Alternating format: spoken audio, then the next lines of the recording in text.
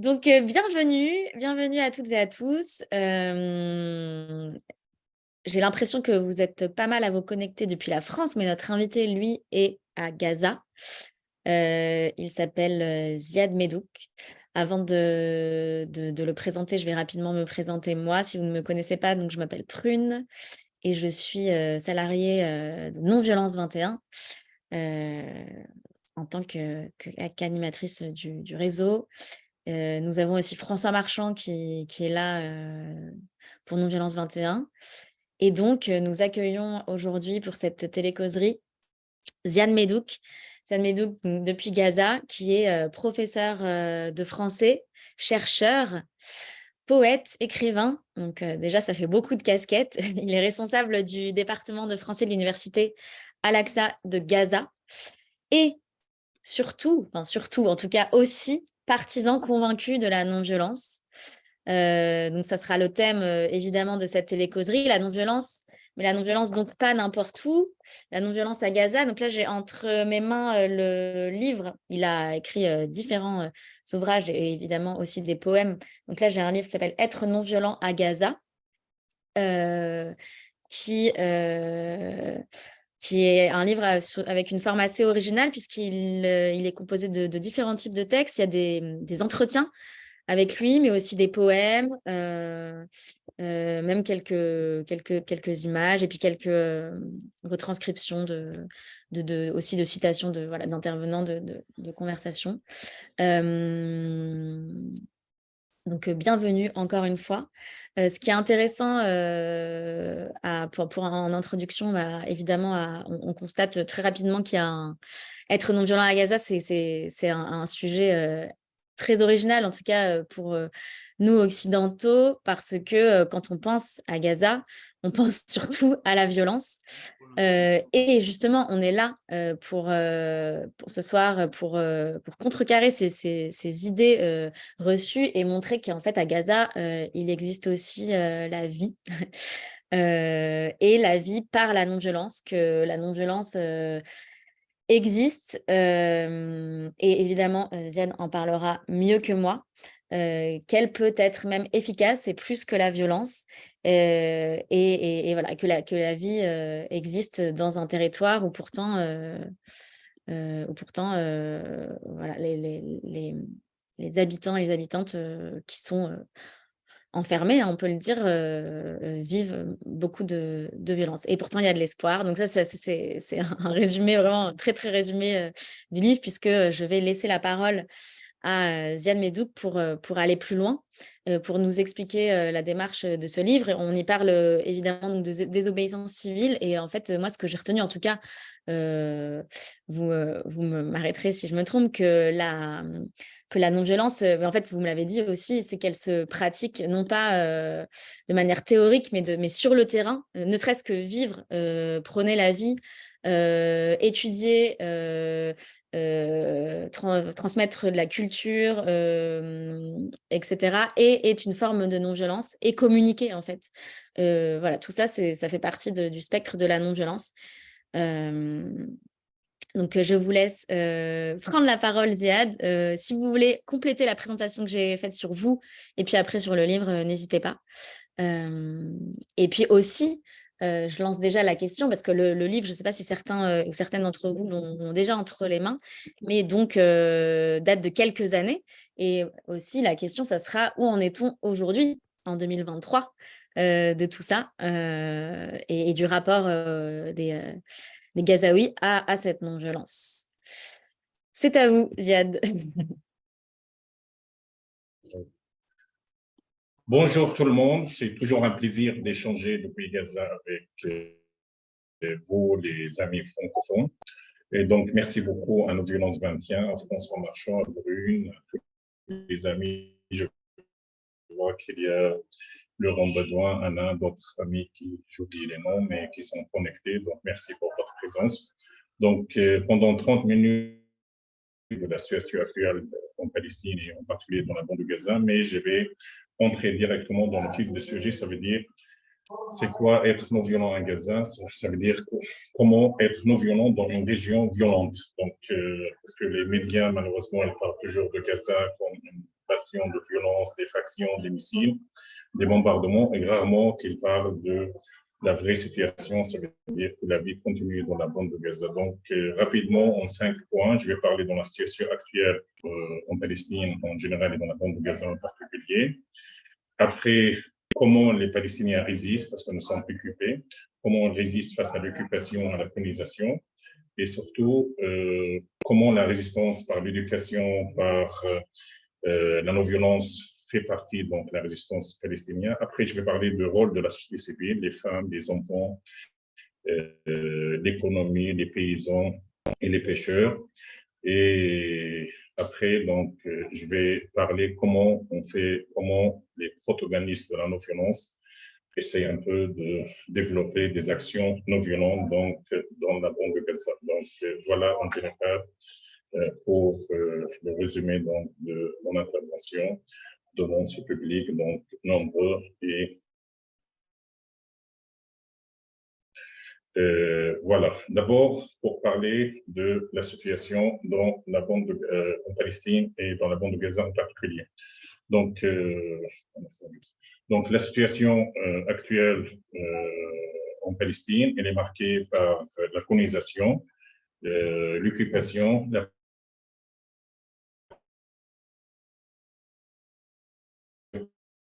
force de l'occupation, et dans la bande de Gaza, humain imposé d'une façon illégale depuis 16 ans sur une population civile, donc 2 millions, plus de 2 millions de Palestiniens qui vivent dans une situation terrible, blocus, bombardement, une population qui a subi donc 4 grandes offensives. Grandes offensives, ça veut dire des offensives plus d'une semaine. C'était les offensives de 2019, 2012, 2014, 2021, mais des petites offensives comme la dernière offensive de 3 jours en mai. Et donc, les grandes offensives, ils font souvent entre 200 à 1000 morts. Et les petites offensives, c'est autour de 30 à 50 morts, sans oublier les blessés et la destruction massive. Mais la situation qui règne, c'est l'absence de perspective, parce que les choses n'avancent pas, les choses ne bougent pas. D'une part, il y a une occupation, il y a un peuple occupé, c'est le peuple palestinien. Il y a une occupation israélienne qui utilise tous les moyens illégaux, il utilise donc la violence, il utilise donc les armes, il utilise donc le blocus, il utilise l'embargo, il utilise les incursions, il utilise la colonisation pour écraser donc une population résistante, mais il y a une population civile, une population des territoires palestiniens qui essayent de résister par tous les moyens. Et on fait soit à résister par tous les moyens. En Palestine, il y a 4 formes de résistance. Il y a la résistance armée, c'est une résistance donc légitime, donc menée par des factions palestiniennes, soit à Gaza, soit en Cisjordanie. Il y a la résistance politique à travers les négociations de paix, à travers la diplomatie palestinienne. Et il y a la résistance par la non-violence, ça veut dire les Palestiniens qui résistent par les actions non-violence, défier les soldats israéliens sur les frontières, devant les colonies illégales, devant les maisons menacées par être détruites par l'armée de l'occupation. Mais la dernière forme de résistance, le plus important, c'est l'attachement, c'est-à-dire la résistance et la résilience de toute une population qui résiste, même à côté des colonies illégales en Cisjordanie, même au pied d'un mur illégal construit d'une façon illégale par l'armée israélienne en 2002, pour résister à côté des ruines, des maisons détruites et des infrastructures civiles détruites dans la bande de Gaza. Donc voilà les formes de résistance. Maintenant, comment développer la résistance par la non-violence? La non-violence, pour nous, la non-violence est différente de actions non-violentes pratiquées ou apprises dans des universités, dans des centres, dans des associations ou dans des protagonistes de la non-violence. La non-violence en Palestine, dans la bande de Gaza en particulier, c'est une non-violence pratique, ce n'est pas une non-violence seulement théorique. Ça veut dire, il y a une anecdote pour la non-violence en Palestine. Si vous parlez avec n'importe quel Palestinien ou n'importe quel observateur, il va dire c'est faux de parler de la non-violence. Parce qu'on n'a pas ni de protagonistes de la non-violence, ni des ni des enseignements, ni des... c'est-à-dire, il n'y a pas de leçons à donner, il n'y a pas des modules de la non-violence. Donc, la non-violence est pratiquée. Donc, on est passé directement. Donc, si vous demandez à quelqu'un qui défiait le soldat israélien par un drapeau ou avec sa poitrine nue devant une colonne illégale ou devant la frontière de Gaza, si vous avez lui demandé est-ce que vous connaissez Martin Luther King ou Jean-Marie Miller, il a dit non, aucune idée, je n'ai jamais entendu. Mais lui, il pratique la non-violence, ça veut dire qu'il défie l'occupation, il n'a pas choisi l'action militaire, c'est son choix. Il n'est pas convaincu des négociations de paix. Donc, il est convaincu de l'importance de la non-violence. Donc, défier l'occupation, c'est fait partie de la non-violence. Après, on a la société civile. La société civile, soit en Palestine, soit dans la bande de Gaza. Donc, c'est vrai, qu'est-ce qui se passe en Palestine? On ne peut pas épargner, on ne peut pas écarter la bande de Gaza. Mais comme la situation géopolitique est un peu particulière dans le territoire palestinien, je suis obligé à parler de Gaza parce que je suis citoyen de Gaza. Mais qu'est-ce que je vais pas en parler? C'est valable pour la Cisjordanie, pour les territoires de 48, pour Jérusalem. Pourquoi?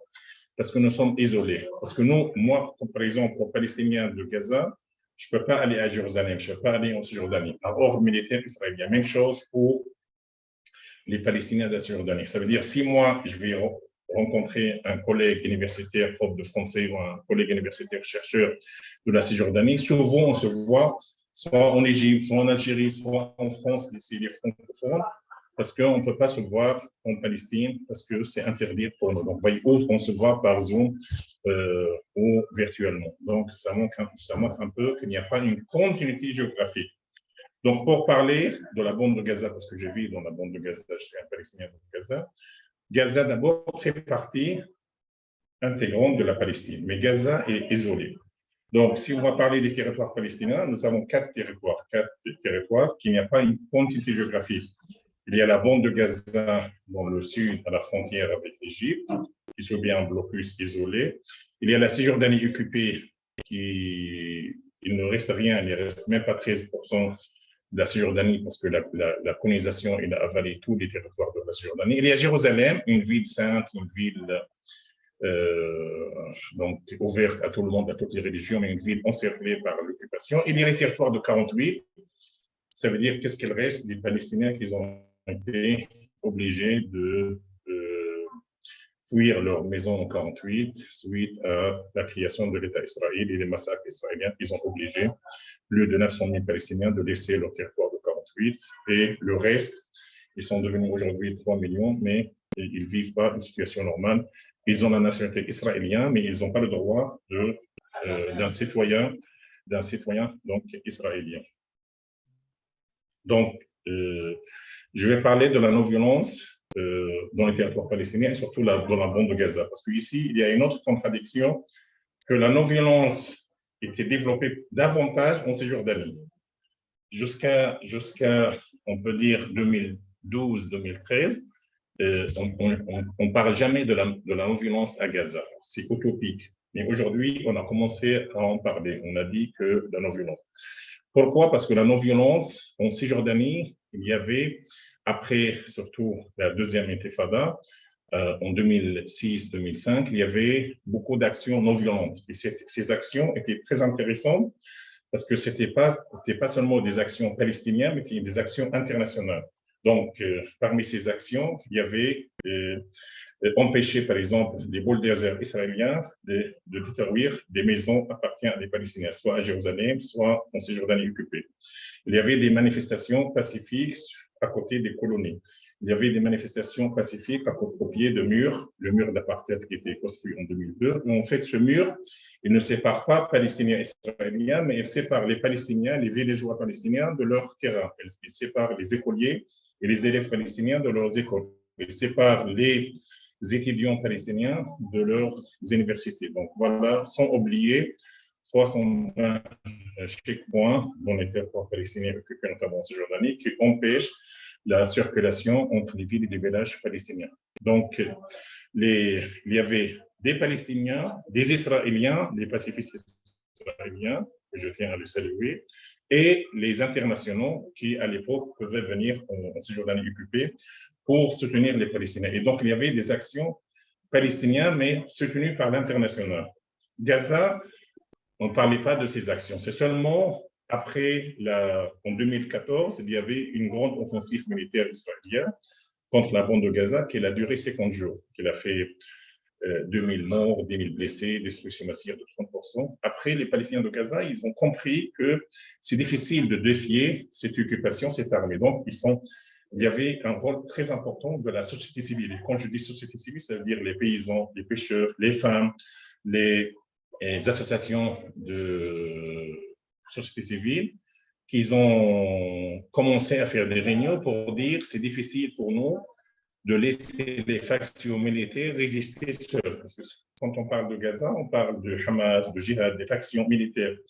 On néglige la société civile. En fait, je pense que la négligence de la non-violence, elle était voulue pas seulement par les Israéliens, parce que les Israéliens, l'armée, je parle des Israéliens, quand je parle des Israéliens, je ne parle pas de la population, je parle soit de l'armée, soit de régime d'apartheid, de l'occupation, de régime. Je ne parle pas de la population, parce que la population israélienne, c'est le peuple. Donc, nous, on parle de régime d'apartheid, on parle de l'État colonial, on parle de régime, on parle de gouvernement israélien selon l'extrême droite. Mais, donc, quand je dis les Israéliens, c'est ça. Et donc, pour l'armée d'occupation israélienne, ils préfèrent toujours les factions militaires, parce que c'est facile à tapasser, c'est facile à bombarder. Parce que les Israéliens, l'armée israélienne, elle attend n'importe quelle roquette, n'importe quel missile, qui souvent ne fait pas beaucoup de dégâts côté israélien, parce que l'armée d'occupation, c'est la 5e puissance militaire, c'est une réalité. Et les factions, elles résistent par leur façon, mais c'est leur façon de résister. Ils ont choisi leur résistance militaire que nous, on ne peut pas critiquer. C'est une résistance légitime. Mais la société civile, elle a commencé à réfléchir, elle a dit pourquoi nous, on ne développe pas des actions. Donc, il y avait des réunions entre 2015 jusqu'à 2016. Et après, la société civile, femmes, associations, paysans, ils ont dit pourquoi pas aller, comme en Cisjordanie, sur les frontières pour défier l'occupation. Défier l'occupation par des actions pacifistes, par des actions non violentes. Parce que Gaza, après 2005, il y avait un retrait israélien, parce que l'occupation israélienne, elle a commencé dans les guerres de 5 jours, entre le 5 et le 7 jours, et l'occupation, elle a occupé tous les territoires palestiniens. Après, il y avait la première occupation en 48, ils ont occupé les territoires de 48, et en 1967, tous les territoires palestiniens, l'ensemble des territoires palestiniens, ils ont été occupés après la guerre des séjours, c'est-à-dire la bande de Gaza, Jérusalem et la Cisjordanie. Donc, toute la Palestine est devenue occupée. C'est seulement en 1994, après le retour de l'autorité palestinienne, après les accords d'Oslo, que les Palestiniens ils ont récupéré quelques territoires. Pas tous les territoires, ça veut dire même les accords d'Oslo, ils n'ont pas été respectés par les Israéliens. Et donc, les Palestiniens, après 1994, et il y avait le retrait. Donc, mais quand l'armée de l'occupation s'est retirée de Gaza, il a gardé 13 colonies. Et dans ces colonies, et donc il y avait presque 1800 colons qui contrôlaient 75% des meilleurs terrains et de meilleurs puits d'eau. Et donc, voilà. Donc, entre 1994 et 2005, les Palestiniens vivaient dans le territoire autonome, mais il y avait des barrages militaires israéliens et il y avait la présence des colonies illégales. C'est seulement en octobre 2005 qu'il y avait une partie, il y avait le plan de Sharon de se retirer de la bande de Gaza et donc il y avait le retrait total de ces colonies. Donc il y avait la démantelation de toutes ces colonies illégales et le retrait de 1800 colons. C'est à partir de octobre 2005 que tous les territoires de Gaza sont devenus libres, en parenthèse, mais l'armée de l'occupation, elle a gardé 3 zones tampons. Zone tampon, ça veut dire un espace de 500 mètres dans la ville de Gaza, à l'est de la ville de Gaza, au nord de la bande de Gaza et au sud de la bande de Gaza, c'est-à-dire des 3 zones tampons qui appartiennent à l'armée de l'occupation. Donc, il y avait des miradors, il y avait des tanks, il y avait des chars israéliens qui ils ont créé ces zones tampons et ces zones tampons contrôlées par l'armée de l'occupation. C'est à partir et dans ces zones tampons que les Palestiniens, ils ont commencé en 2017 d'aller pour résister à leur façon. Ça veut dire qu'il y avait la résistance militaire par les factions, mais il y avait la résistance la résilience de la société civile qui est toujours là, mais il y avait le développement des actions publiques, des actions non violentes, visibles, d'accord? Et donc, ils sont allés sur les entrepôts où il y avait des soldats. Le problème, que la répression et la riposte israélienne qui sont glandes, ça veut dire qu'il y avait des snipers israéliens qui se sont regroupés dans les entrepôts pour tirer sur la foule. Ça veut dire chaque vendredi, entre 2017 et 2018, ça durait un an, et il y avait chaque vendredi entre 10 000, 15 000, 30 000 selon l'occasion, selon la foule, pour aller donc sur les 3 entrepôts au centre, au sud et au nord de la bande de Gaza pour défier les soldats israéliens avec seulement le drapeau palestinien, seulement. Il n'y avait ni armes, ni rien du tout. Et donc, ces actions visibles, c'était un tournant parce que c'est la première fois dans l'histoire de la bande de Gaza que les Palestiniens de Gaza n'utilisent pas les armes, ils utilisent seulement les actions visibles publiques. Et donc, malheureusement, les médias occidentaux, ils ont participé à promouvoir la résistance militaire, ils ont abandonné la non-violence. Ça veut dire les journalistes étrangers, quand ils viennent pour couvrir la marche de retour en 2017, ils ne parlaient jamais des actions pacifiques, mais ils parlent de la riposte de l'armée israélienne. Vous voyez un peu, parce que les médias, ils cherchent toujours la clash. Ils ne parlent jamais de rôle des femmes, ils ne parlent jamais des paysans, ils ne parlent jamais des armes, des pêcheurs, pas seulement quand il y a des clashs, des morts, des bombardements. Et donc, c'est entre 2017 et 2018 qu'il y avait une année terrible parce qu'il y avait presque 700 morts palestiniens, des imputés, parce que les snipers tirent sur eux. Mais il y avait un changement stratégique dans la lutte palestinienne. Et donc, la non-violence qui était développée en ce jour d'année, elle est devenue, donc, elle a dépassé les factions. Et donc, la société civile, elle a attiré le monde. Le monde entier il est devenu solidaire de la société civile parce que la société civile, il y avait les personnes âgées, les femmes, les enfants, les jeunes, les lycéens, les danseurs, les musiciens qui vont chaque vendredi. C'est comme la fête de l'humanité chez vous à Paris où il y avait des milliers de personnes qui font la fête. Il y avait des concerts, il y avait des repas, il y avait des échanges, il y avait des danses populaires d'Abkal, il y avait, voilà. Et donc, c'était une mobilisation donc non violente. Et donc, on peut dire que dans le dictionnaire de la lutte palestinienne, la non-violence, elle est développée. Donc, après, malheureusement, cette marche de retour s'est arrêtée en 2019 parce qu'il y avait la crise sanitaire. Après, il y avait l'offensive de mai 2021. Et après, il y avait beaucoup d'événements politiques et militaires qui ont empêché donc, les Palestiniens à continuer cette marche. Mais c'était une expérience magnifique parce qu'elle a montré que la non-violence pourra être une solution. Et la résistance, on ne peut pas compter sur les factions. Même si les factions, ils ont le droit légitime de résister, c'est leur façon. Mais on a ajouté une troisième forme de résistance, c'est la non-violence. Et donc ça, il nous dit de parler de 4e mois, ça veut dire le rôle de la société civile. La société civile, ça veut dire les femmes, les paysans, les pêcheurs, les jeunes. Et tout cela, il s'est développé. Et donc, il y avait, on peut pas dire qu'il y avait un recul, parce que nous, dans notre stratégie de la non-violence, on ne critique pas les ordres. On laisse les ordres, ça veut dire les factions militaires, l'autorité palestinienne, les négociations de paix, faire leur travail. Et nous, on essaie de développer. Donc, nous, on s'est approché des jeunes, les protagonistes de la non-violence, surtout les protagonistes pratiques, praticiens et pas seulement théoriciens et professeurs universitaires, parce que nous, on est descendus sur le terrain. Et donc, moi, comme professeur de français, avec les étudiants, avec le diplôme de français, on a essayé de développer des actions. On est allé plusieurs fois sur les entrepôts pour participer à la marche de retour. On a donné des cours, on a donné des explications, on a fait des zooms avec des spécialistes de la non-violence en France, dans les pays francophones. Et on a développé des actions de bénévolat avec les jeunes. On organise des séances d'animation de soutien psychologique pour les enfants. On aide les paysans dans leur activité agricole. On aide les pêcheurs quand ils travaillent dans la mer de Gaza pour pêcher. Et donc, on a essayé de développer des actions non violentes et l'action. Mais je pense que l'éducation et l'enseignement et la culture, ils se sont développés, ils sont devenus une forme de résistance. Et donc, on a essayé, je parle maintenant de mon expérience personnelle, parce que toujours il faut passer par des expériences personnelles pour bien expliquer la situation. On a commencé à développer des actions en français. Et donc, j'ai commencé à travailler avec les jeunes, soit les étudiants, soit les diplômés de français.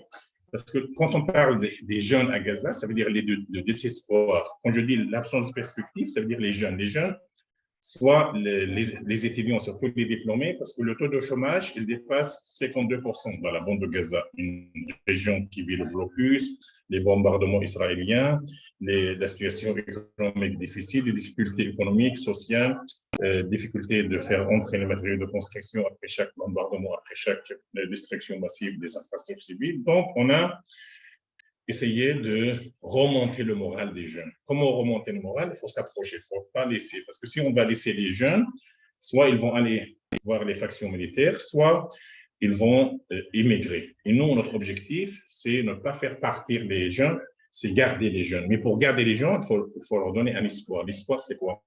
Trouver un travail, trouver des activités de bénévolat. Qu'est-ce qu'on fait? Je parle de mon expérience au niveau de français. Et donc, la bande de Gaza enfermée, donc on fait beaucoup de Zoom avec les francophones. Et parmi la présence, il y a beaucoup de personnes qui ont fait de Zoom avec nous. Il y a des associations qui nous soutiennent, il y a des structures qui aident les jeunes par des projets. Donc, on a réussi à développer la francophonie dans la bande de Gaza, mais dans une démarche non violente, une démarche basée sur la culture, sur le rôle des femmes, encourager les échanges entre les femmes, développer des projets, surtout la solidarité. La solidarité sociale et familiale est devenue une priorité pour nous. Et donc, en résumé, on peut dire que, bien sûr, il y a beaucoup de choses à dire, mais je vais être bref, je ne vais pas donc être très long comme ça pour laisser des questions précises. Mais pour nous, le plus important, on a réussi à développer des actions non violentes, surtout on a réussi à maintenir les jeunes. Parce que les jeunes, ils sont désespérés avec le chômage, avec les bombardements, avec le blocus. Beaucoup de jeunes, ils ont commencé à immigrer, à quitter. Mais on a un phénomène par rapport aux gens qui ont quitté. Entre 2014 et 2022, il y avait 23 000 Palestiniens qui sont partis après chaque bombardement. Il y a 13 000 qui sont retournés. Ça veut dire que les jeunes, ils ont été convaincus qu'il faut mieux résister à Gaza, mieux d'aller, parce qu'ils n'ont pas trouvé ce qu'ils voulaient, ils n'ont pas trouvé la belle vie en Europe ou d'autres pays. Donc, ça montre un peu que les gens sont très attachés. Donc, l'attachement à la terre fait partie de la résistance par la non-violence. L'éducation, la culture, la résilience, tout cela fait partie de la résistance par la non-violence. Et donc, puisqu'on parle avec un public francophone, donc je vous conseille 3 références comme ça pour davantage d'informations, parce que c'est difficile en 30 minutes, 1 heure de répondre à toutes les questions. Et donc, vous avez d'abord une page Facebook qui s'appelle Gaza la vie. Gaza la vie, c'est une page créée par des jeunes francophones qui s'appelle Gaza la vie. Après, il y a une chaîne YouTube qui s'appelle Gaza la vie. C'est une chaîne qui parle un peu des événements donc, culturels. Après, récemment, l'année dernière, il y a le site Gaza en français. Le site Gaza en français qui réussit très, très bien. Il parle rarement des aspects politiques, même si la politique fait partie dans notre contexte. On ne peut pas négliger, donc, parce que la politique, c'est surtout l'aspect. Mais l'avantage de ce site Gaza en français, qui était choisi le meilleur site étranger dans la bande de Gaza, qu'il parle des événements sociaux, économiques, culturels. Donc voilà. Et donc ça, c'est une initiative et toutes les structures sont bénévoles. Ça veut dire des jeunes bénévoles, soit étudiants, soit. Et donc, je pense parmi nos réalisations, on essaye, on a beaucoup d'échecs, on a beaucoup de réussites. Parmi nos réalisations, nos points forts, c'est donner la chance aux gens de créer, d'inventer. Et je pense l'expérience de Gaza la vie et la chaîne YouTube. Moi, j'essaie de l'aider en diffusant les informations parce que j'ai un réseau de monde francophone, mais l'initiative vient des jeunes. Ça veut dire Gaza en français, c'est une excellente parce que ça fait 9 mois qu'il était créé. Malgré ça, il a des milliers de gens qui regardent parce qu'il parle des événements et vous trouvez dans ce site des choses que vous n'aurez jamais imaginées parce qu'on parle des associations des femmes, des associations sportives, des clubs. Il parle, et donc, il y a jusqu'à maintenant 2300 publications en 9 mois sur Il y a des événements d'actualité, elle parle de la solidarité, elle parle des événements, elle parle des échanges avec les francophones, mais surtout, elle parle des événements socio-culturels, économiques dans la bande de Gaza. Elle parle de les pêcheurs palestiniens, mais dans une vision plus ou moins humaine, pas une vision plus ou moins euh, encerclée, véhiculée par les médias, que les pêcheurs, oui, il y a une réalité, que les pêcheurs souffrent de l'attaque de marine israélienne. Mais les pêcheurs, c'est quoi? Il y a 1300 pêcheurs qui travaillent avec volonté, avec détermination. Il y a les paysans qui travaillent malgré les attaques des soldats, malgré les attaques contre les incursions, la destruction de leur maison. Il y a une société civile. On a 2300 sociétés, des femmes, des enfants de formation. On a des universités. On a 10 grandes universités avec presque 120 000 étudiants. Et donc, tout cela, dans le site Gaza en français, vous trouvez toutes les informations sur la situation actuelle. Et donc, il est devenu un site référence sur la situation. Et parmi si on va parler de la non-violence, il y a beaucoup d'événements non violents dans la bande de Gaza. Des conférences, des actions, défier les soldats sur les tampons, faire des manifestations pour dénoncer l'occupation, la colonisation. Donc, tout cela, on le trouve. Donc, en conclusion, j'arrête là-dessus, que la non-violence, il y a 5 caractéristiques de la non-violence en Palestine en général et dans la bande de Gaza. D'abord, que la non-violence est pratique. Ça veut dire qu'on passe directement à l'acte. Il n'y a pas de référence, il n'y a pas d'enseignement dans les universités, il n'y a pas des cours, mais les gens, voilà. Numéro 2, la non-violence, elle est mal circulée. Ça veut dire, même dans les médias palestiniens, je ne parle pas des médias étrangers, on parle rarement de la non-violence. Il existe, mais voilà. Les médias palestiniens, c'est comme les médias occidentaux. Ils parlent toujours des clashs. C'est toujours à la une. Quand il y a un bombardement à Gaza, c'est toujours à la une. Mais quand Ziad Midouk fait une activité de bénévolat avec les paysans, c'est rare que les médias couvrent ça, ou les médias étrangers ou les médias palestiniens.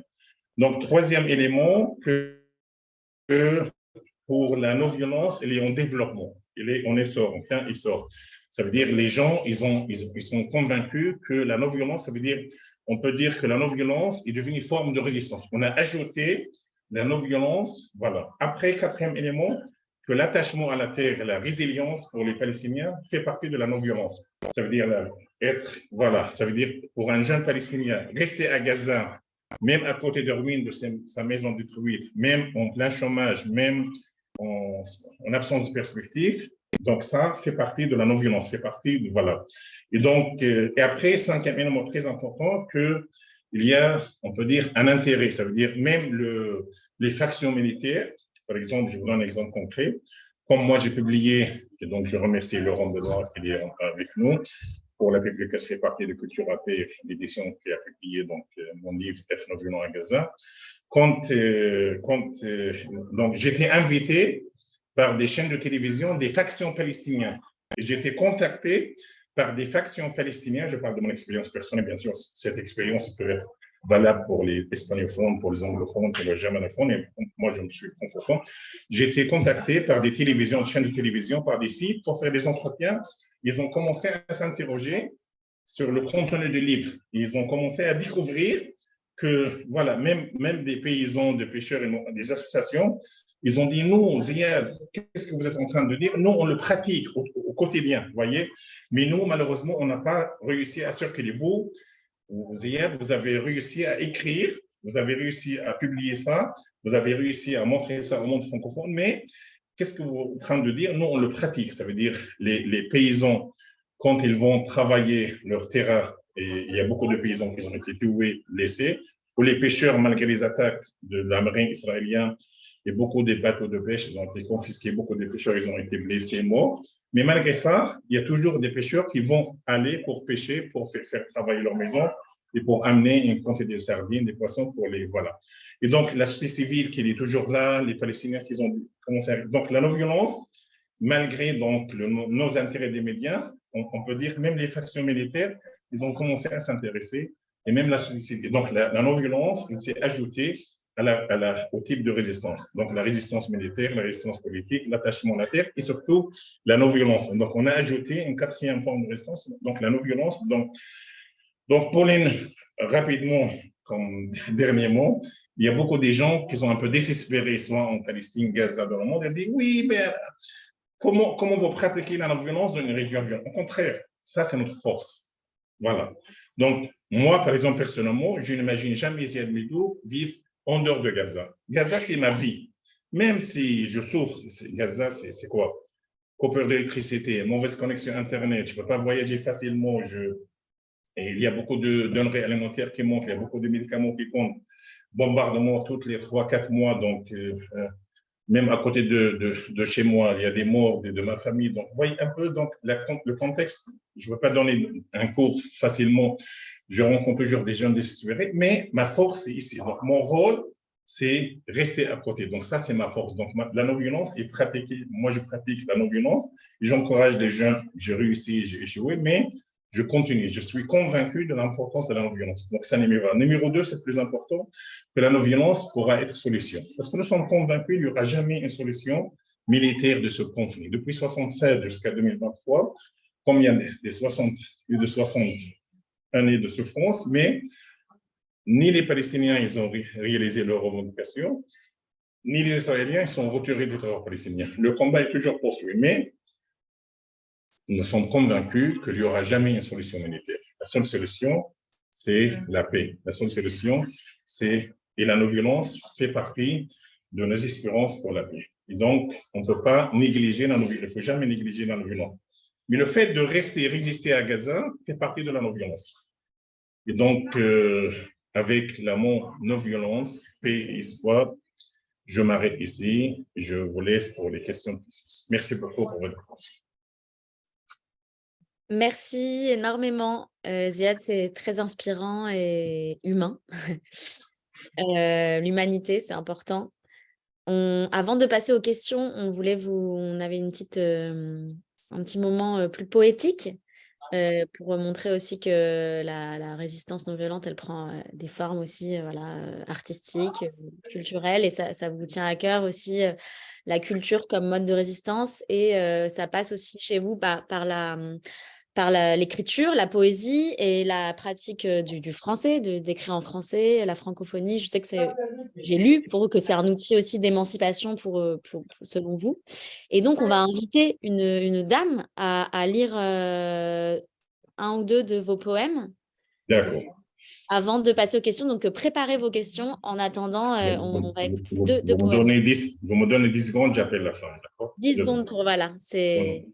Donc voilà, avant d'appeler la fin, comme vous avez dit, la poésie, la culture fait partie de la résistance. Donc, il y a beaucoup de poètes, d'écrivains, de musiciens. Et justement, les jeunes francophones, ils sont en train, ou ils ont commencé à faire des films documentaires de 7-8 minutes sur justement la résilience. Voilà, être musicien à Gaza, être paysan, être professeur d'université, le dernier film. Après, ils vont donc, pour parler, donner la parole à des hommes, des femmes de bonne volonté, de la société civile, des universitaires, des profs et des musiciens, des paysans, pour montrer qu'il y a une image réelle de Gaza qu'on n'a pas négligée. Donc, je reviens dans 2 secondes, d'accord? Oui, merci. Je vais essayer de meubler en attendant. Donc, pour la petite histoire, les poèmes vont être lus par Ziad voulait que ce soit une voix féminine, et donc c'est une dame qui est sa voisine, en l'occurrence, qui va lire ça, et elle ne souhaite pas être visible, enfin, elle va pas montrer son visage. Ça sera une lecture, on aura le son de sa voix, a priori. J'ai bien vu la question, enfin le texte, Jean Bosco Malanda, on lui posera, vous n'hésitez pas à déjà écrire effectivement vos questions en commentaire si vous en avez, et si vous souhaitez d'ailleurs prendre la parole pour les poser de vive voix, ce sera possible également. François, si tu veux ajouter quelque chose en attendant que Ziad arrive avec sa voisine. Non, simplement, j'ai été un petit peu frustrée au moment où il parlait de ces rencontres avec les factions, comme il appelle, suite à son livre. On a eu une coupure assez longue et on a enfin, moi, je n'ai pas tout entendu et tout compris. Ça paraissait un élément important. Voilà. Tu as une coupe. Eh ben, on pourra peut-être revenir sur ça avec lui. Le voilà de retour. Donc, la dame, elle est venue. Donc, voilà, on va lui donner la parole directement. Allez. Les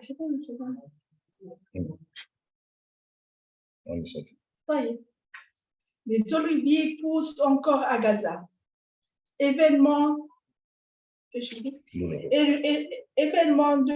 douloureux qui imite la vie dans cette prison, dans cette cage. Gaza aux bras chaleureux et aux doigts généreux. Gaza la vie millénaire. Elle oublie les ultimes larmes de son cœur, les tréfonds de son malheur, et pense à la vie, pas à la mort. Gaza garde toujours l'espoir. Elle oublie la peur. Elle dépasse ses blessures, la violence et la guerre. Elle existe seulement avec la flamme de l'espoir. Sa résistance écrase tous les murs. Elle attend des jours meilleurs. Elle espère toujours avec ses oliviers qui poussent encore. Nos oliviers poussent partout à Gaza, près des rivières, à côté de la mer, au reflet d'or et d'ombre. Nos oliviers caressent le sable et les pierres, malgré la destruction d'un occupant qui vit dans les ténèbres. Oui, nos oliviers sont nos espérances. Ils sont plantés avec nos âmes. Ils sont nos jours heureux où se dessinent tous les rêves, où s'écrivent toutes les promesses. Avec nos oliviers qui poussent toujours à Gaza, nous attendons quelque chose de vrai, quelque chose de meilleur, quelque chose de plus beau. Gaza ouvre son cœur avec un sourire et beaucoup d'espoir. Elle lutte avec des paroles pures. Gaza, tu trouveras ton bonheur avec tes oliviers qui poussent encore. C'est fini? Excellent. Voilà, les femmes de Gaza sont prêtes. Merci. Tu veux lire le deuxième poème? Elle va lire directement le deuxième poème? Oui, c'est bien. Comme ça, après, on passe aux questions. D'accord. Lis.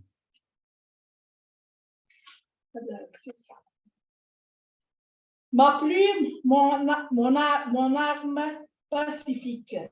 Je suis sur une pierre au bord de la mer de Gaza, une mer cloisonnée, une mer chantante qui nous porte dans ses bras, moi et mon peuple. Ce peuple qui vit sur ces rives sans en jouir. Ou même les bateaux pacifiques de solidarité sont lâchement arraisonnés et piratés par leurs marines, sans légitimité ni répit. À Gaza, l'encerclé. À Gaza, l'encerclé, je décris les olives. Oui, poussent et mûrissent sur cette terre, socle de notre vie, malgré les bulles de zar et les machines de guerre qui déchirent les champs.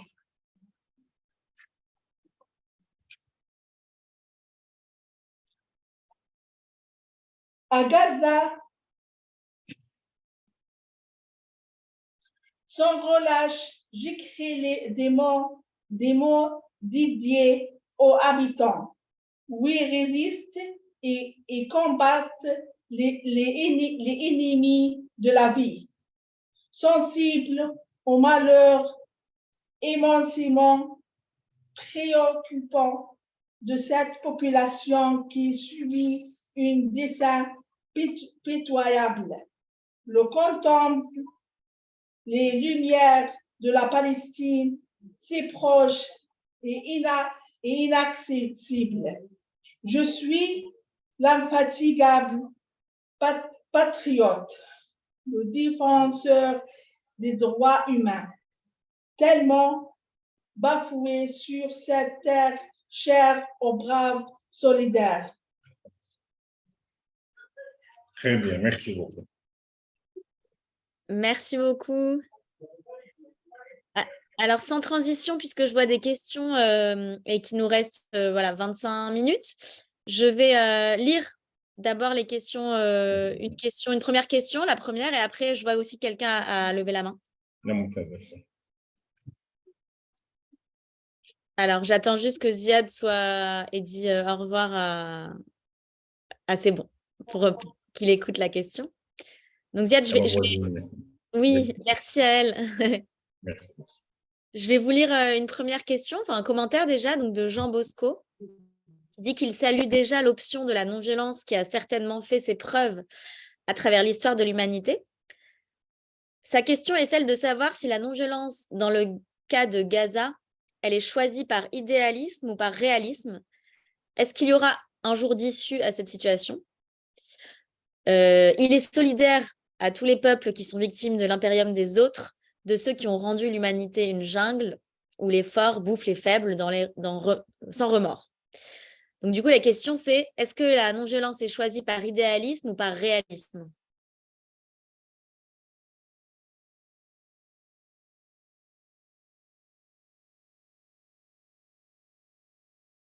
Ziad, le micro est coupé, alors j'entends pas la réponse. On continue pour les questions?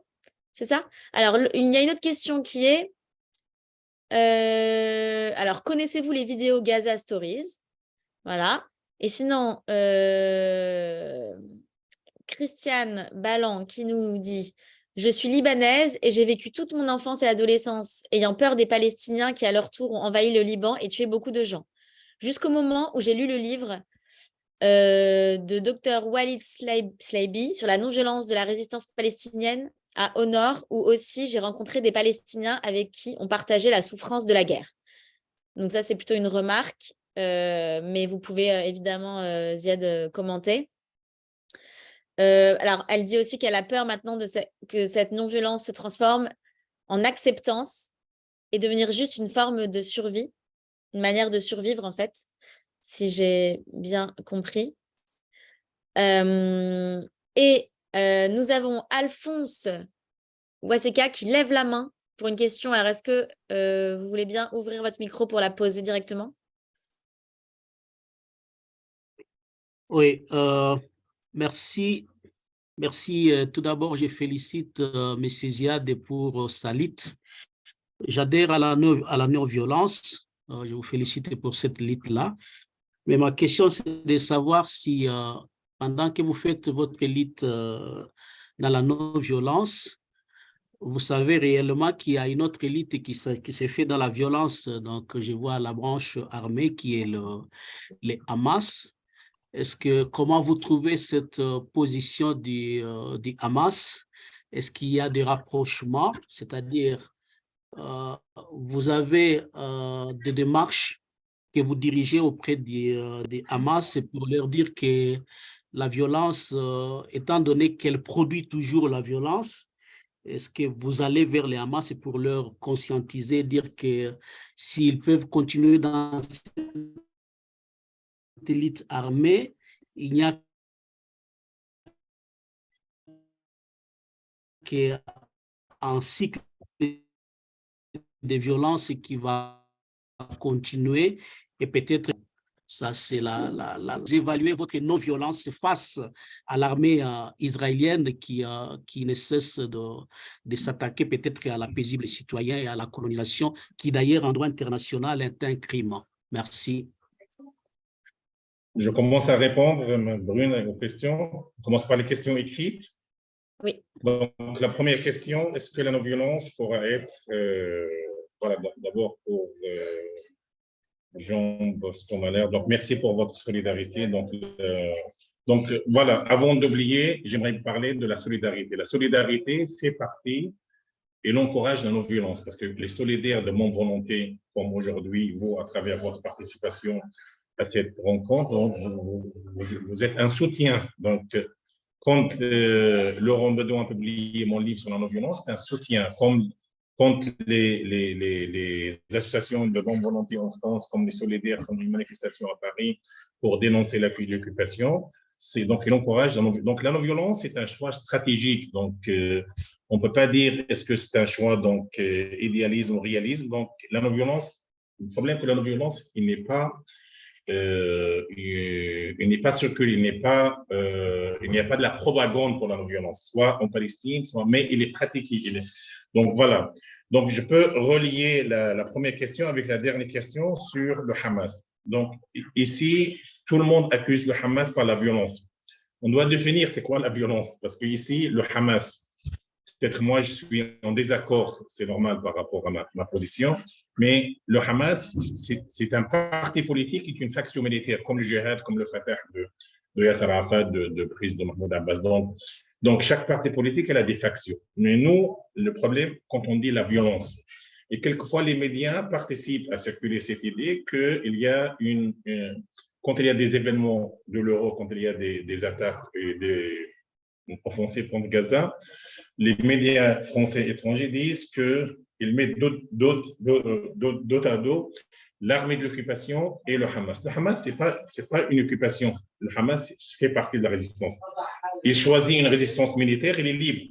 La résistance militaire, est-ce que Jean Moulin était violent? Ça, c'est une question. Si je dois poser une question, est-ce que Jean Moulin, à l'époque de la résistance française, est-ce que les Français qui ont résisté à l'occupation nazie-allemande étaient violents? Non, la résistance, à mon avis, la résistance militaire, c'est une résistance légitime. Peut-être, soit on est d'accord, on n'est pas d'accord. Nous, on a choisi la non-violence. Pour cela, moi, je préfère d'éviter de parler de protagonistes des factions.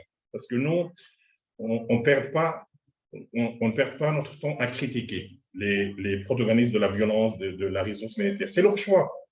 Comme par exemple, l'autorité palestinienne est très impliquée depuis 30 ans dans les accords d'Oslo qui n'ont rien abouti. Donc, parce qu'on voit que la colonisation, elle a avalé tout le territoire palestinien. Le mur, le blocus. Donc, les choses n'avancent pas. Mais le peuple palestinien, il est conscient. Pourquoi le peuple palestinien, notamment à Gaza, il a choisi la marche de retour? Pourquoi la marche de retour? Il était 500, ils sont devenus 30 000, 40 000, 50 000. Parce qu'ils ont vu que la résistance de la violence, elle a donné des fruits. Donc, pas seulement on défie l'occupation par les armes, par les missiles, par les roquettes, mais par la non-violence, par les drapeaux dans la main, par la culture, par la musique.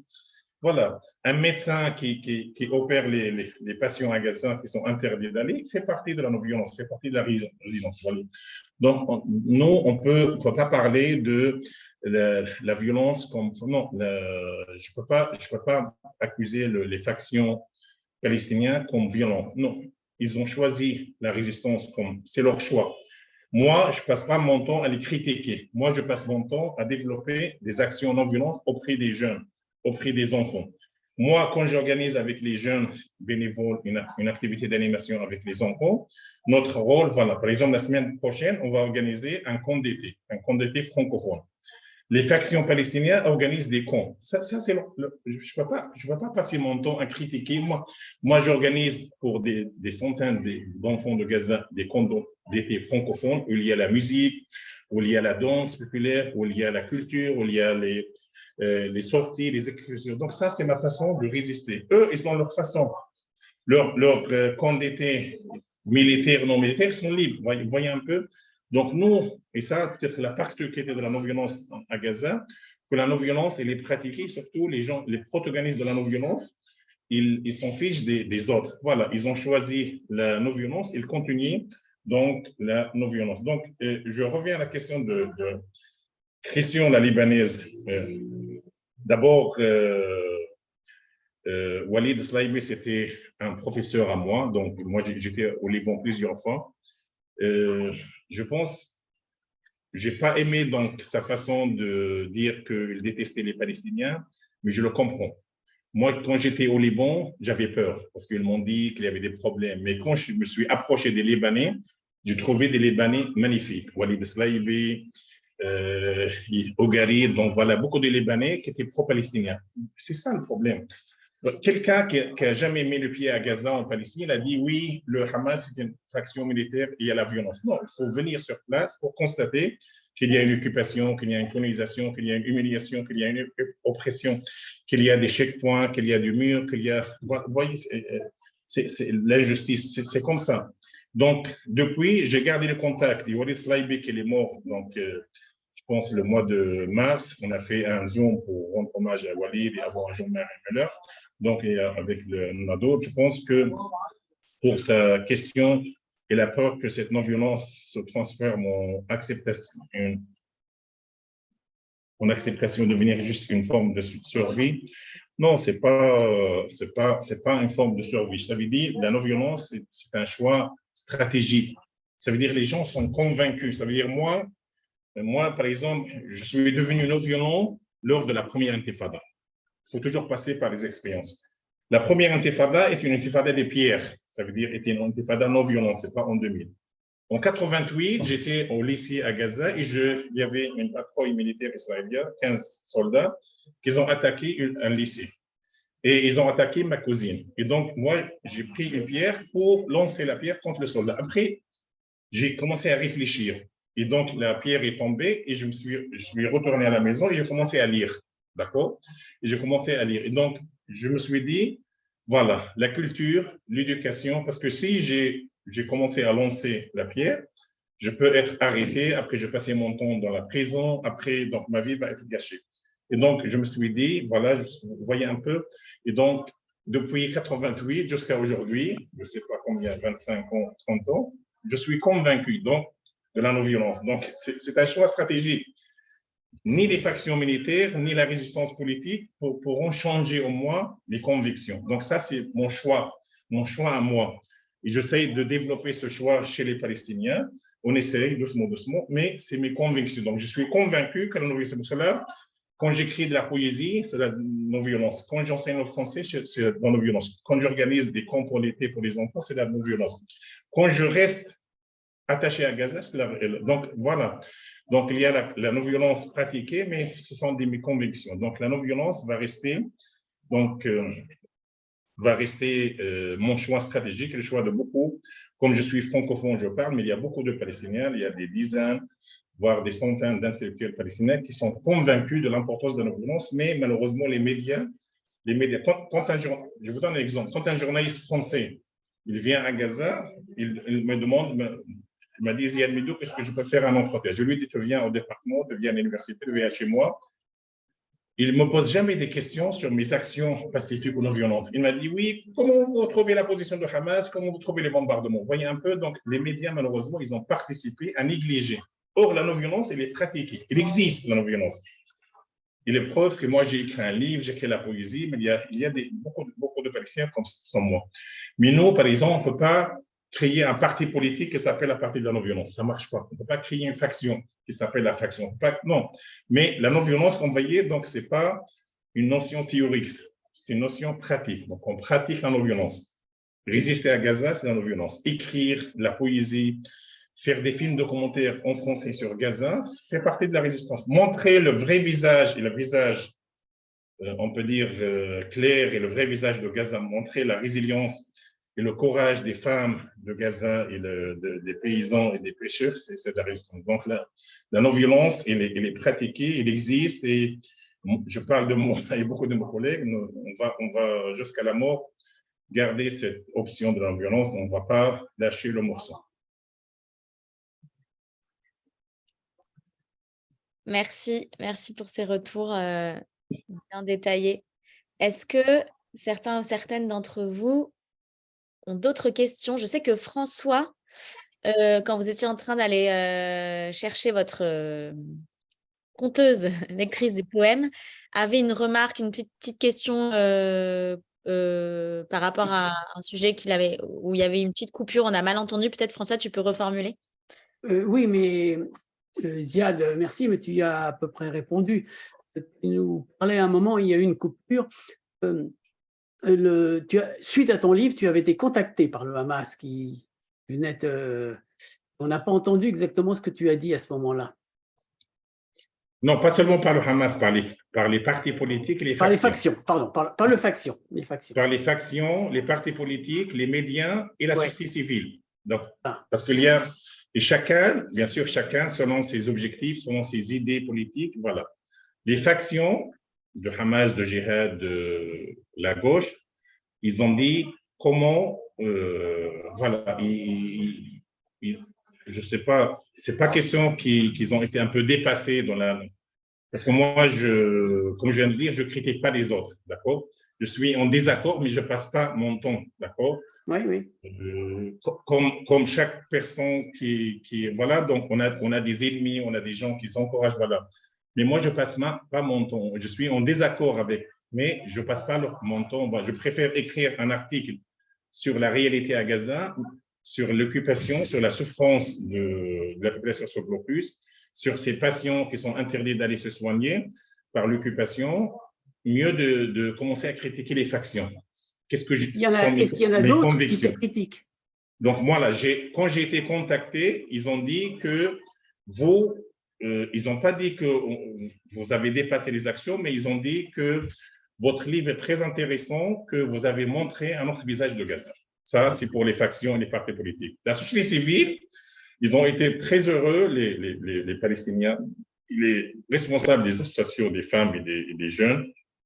Ils ont dit, Ziad, merci parce que dans votre livre, vous avez réussi à montrer nos actions, parce que les actions, voilà, et même que j'étais contacté par des syndicats des pêcheurs, des syndicats des paysans qui nous ont dit, et des coopératives féminines et agricoles, ils ont dit merci beaucoup parce que vous avez montré nos actions qui malheureusement les médias, ils n'ont pas montré. Et ça, c'est une réalité. Même les sites palestiniens, même les médias, ils parlent de clash seulement quand il y a des événements. Il y a trop de... Voilà. Donc, vous voyez un peu, chacun, donc je n'étais pas contacté seulement par les factions, j'étais invité, parce que c'est un livre qui a eu beaucoup de succès. Je pense, parmi les 13 livres que j'ai publiés en France, en Algérie et au Québec, tout en français, deux livres qui ont beaucoup de succès, c'est Être non-violent à Gaza, qui a été publié en 2019, et sur la dernière offensive, chronique de l'offensive de 2021 à Gaza. Voilà, c'est des témoignages sur les 13 jours de bombardement, dernière offensive. Donc, j'ai été contacté par les factions, par les médias et par la société civile. Et tout le monde était satisfait. Voilà, donc les factions, ils m'ont pas proposé de faire la propagande à eux, mais ils ont dit c'est bien de montrer le vrai visage de Gaza. D'accord?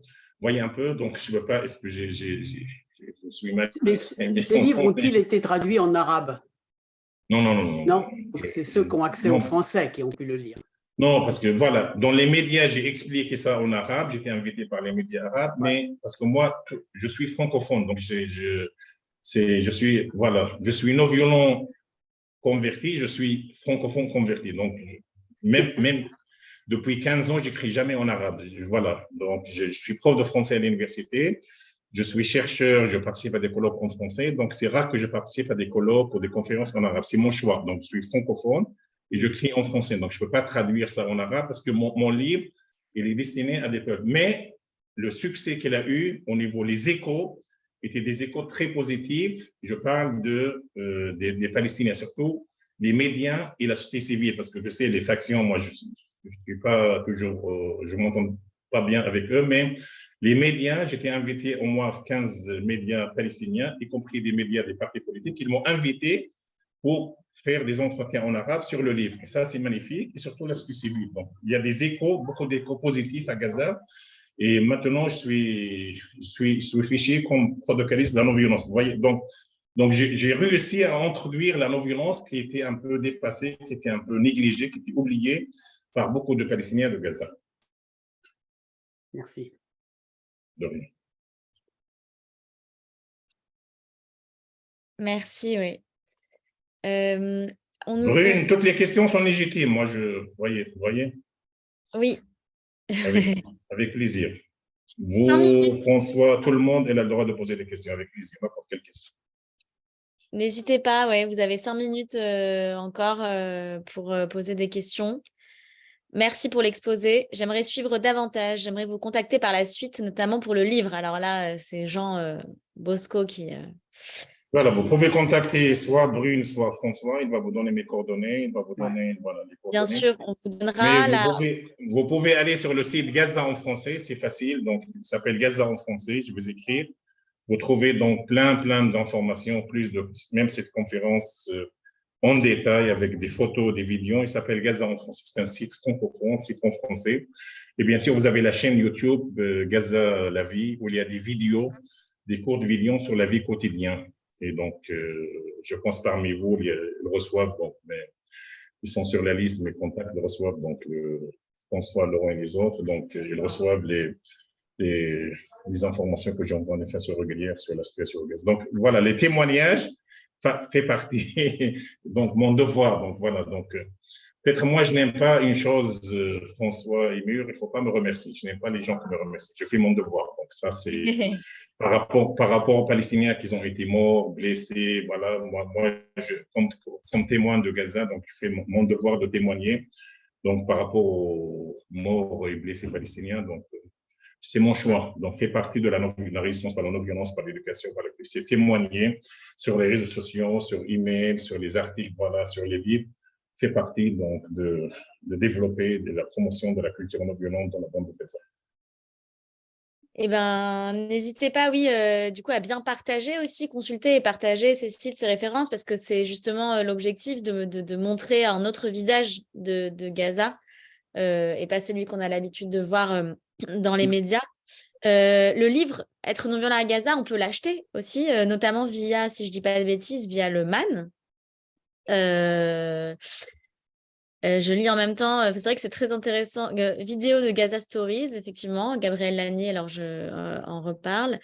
Anne Perrin précise, voilà, merci d'avoir donné ce visage concret de ce que peut être la non-violence. C'est vrai, concrète, en plus c'est intéressant aujourd'hui pour nous, Français, qui en ce moment aussi nous questionnons sur la société violente, non-violente. C'est quand même à l'actualité très, très, voilà, à l'ordre du jour de même cette semaine précisément, la violence, on en vit, la non-violence, il y a beaucoup de questions sur ça. Et là, on voit que dans un pays, enfin dans une zone qui vit des violences qui n'ont rien à voir avec les nôtres, la non-violence est aussi une option, donc il ne faut pas lâcher. C'est quand même inspirant. François, tu voulais dire quelque chose? Nous avons une question, je pense, oui. Gabriel. Donc, j'ai laissé mon email pour les gens qui veulent me contacter pour vidéo Gaza Stories. Donc, voilà, des vidéos. Bien sûr, c'était un étudiant donc, hier qui fait ça. Donc, c'était un étudiant qui était formé en France, un réalisateur. Donc, voilà, Gaza Stories, c'est comme Gaza la vie. Donc, il y a une série de vidéos sur Gaza. Donc, toute forme de culture, de montrer le visage de Gaza, c'est le bienvenu. Donc, vous pouvez aller le voir. Donc, nous, on encourage toutes les initiatives. C'est vrai, moi, j'encourage Gaza Vie parce que c'est bénévole. Je ne connais pas Gaza Stories, comment il fonctionne au niveau de fonctionnement, mais Gaza la vie, moi, je l'encourage parce que c'est une équipe bénévole. Donc, ils ne demandent jamais ni un soutien financier, ni l'argent. Donc, ils demandent seulement la diffusion. Ils ont fait jusqu'à maintenant 1500 vidéos. Donc, moi, j'encourage toujours parce que le bénévolat, l'activité, aider les paysans, aider les jeunes, désespérer à trouver un travail, même bénévole, ça fait partie de la résistance pendant la violence. Donc, oui, je voulais ajouter, mais tu l'as abordé, Brune, que ce que nous dit Ziad est très d'actualité en France par rapport au débat qu'il y a dans les milieux violents, non violents. Gaza, vous l'avez résolu d'une certaine façon en disant on fait les deux, on accepte la violence, mais c'est leur affaire, on ne fait pas avec eux. France, le problème, c'est ça nous questionne ce que tu nous dis, Ziad, c'est qu'on a du mal à séparer les deux. Donc, il y a une question de Béatrice.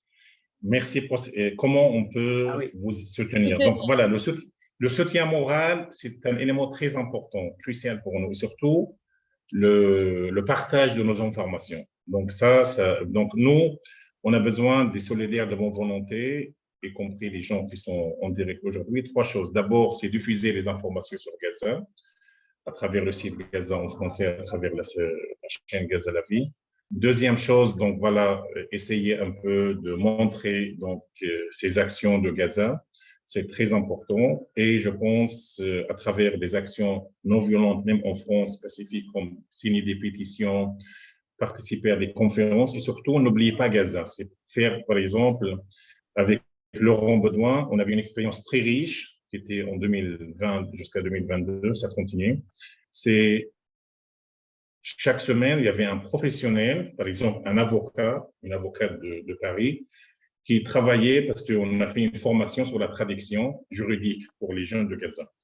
Et donc, cet avocat, pendant 2 heures, il a donné une conférence virtuelle. Donc, un ingénieur, un spécialiste de multimédia, un professeur, un médecin. Et donc, je pense, c'est pour ne pas abandonner Gaza, c'est ça l'objectif, faire sortir Gaza de blocus, c'est garder le contact avec Gaza, si vous pouvez, à travers des échanges. Parce que, voilà, c'est des échanges, voilà. On a des associations, on a des personnes de volonté, mais par exemple, on a besoin, par exemple, des spécialistes qui peuvent échanger avec les jeunes. Par exemple, un médecin peut parler du secteur de la santé, un paysan, un joueur de foot, un musicien. Donc, je pense que nous, on peut regrouper, par exemple, un musicien, il peut faire un échange avec les musiciens de Gaza. Un chanteur, un avocat, un médecin, un spécialiste, un professionnel.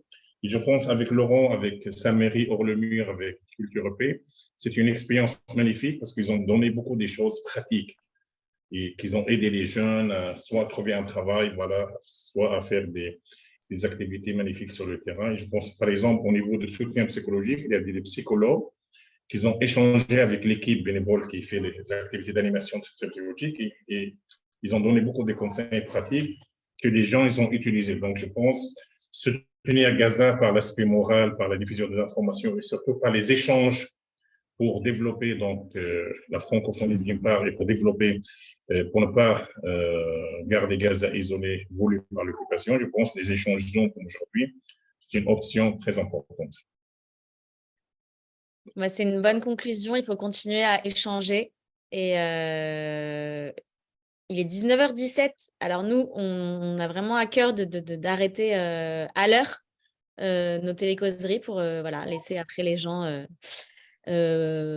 profiter de leur soirée et nous faire toujours confiance. Je vais parler rapidement, moins de 1 minute, d'une expérience en France. Parce que j'étais, voilà, parce qu'aujourd'hui, on parle de ce jeune qui était tué, la violence, voilà. À Strasbourg, il y avait des quartiers très, très difficiles, très durs. Donc, il y avait un journaliste d'Arte qui est venu à Gaza. Il m'a invité d'aller voir les jeunes. Et les jeunes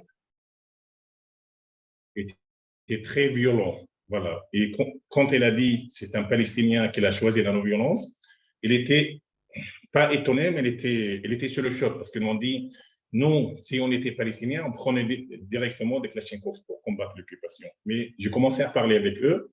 Et après 2 heures de discussion, vous voyez un peu, donc je pense que c'est important que les associations de la non-violence aillent dans ces quartiers, aillent rencontrer, parce que la violence, ce n'est pas une solution. Parce que la violence gendre la violence. Et c'est vrai, le contexte français, je n'ai pas me mêler dans l'intérêt, mais comme francophone, j'utilise beaucoup les médias français pour les jeunes, pour les étudiants.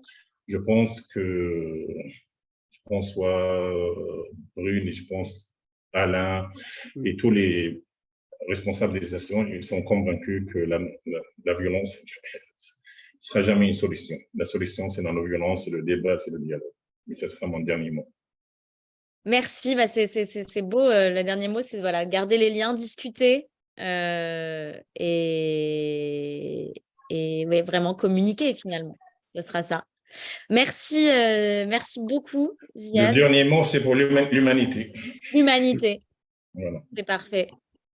On peut s'arrêter là. On ne peut pas dire mieux que ça. Donc, on s'arrête. Merci à vous tous et toutes. On vous partagera le replay de cet enregistrement, enfin l'enregistrement voilà, en français, si vous souhaitez revoir tout ça.